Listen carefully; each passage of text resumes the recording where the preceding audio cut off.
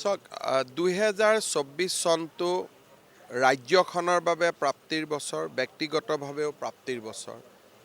নৰেন্দ্ৰ মোদী তৃতীয়বাৰলৈ প্ৰধানমন্ত্ৰী হ'ল। আমাৰ ৰাজ্যত ভাৰতীয় জনতা পাৰ্টীয়ে অভূতপূৰ্ব প্ৰদৰ্শন কৰিব পাৰিলে। শেহতীয়াকৈ ৫টা বিধানসভাৰ উপ নিৰ্বাচনৰ বিজয়।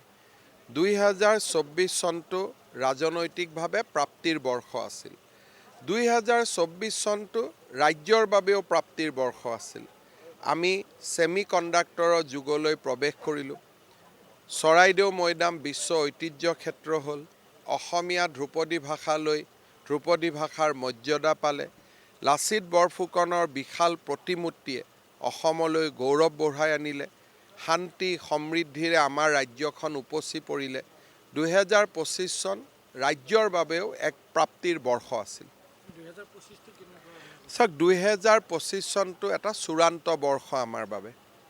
২৬ত নিৰ্বাচন, গতিকে ২৪ চনটোত আমাৰ যদি লক্ষ্য আছিলে লোকসভা, ২৫ত আমাৰ লক্ষ্য হ'ব যে ২৬ৰ নিৰ্বাচনৰ বাবে এটা ভেটি নিৰ্মাণ।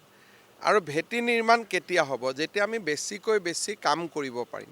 গতিকে ২০২৫ চনটো ফাইনেল ইয়াৰ হ'ব, কামৰ বৰ্ষ হ'ব আৰু বেছিকৈ কাম কৰাৰ সংকল্প থাকিব।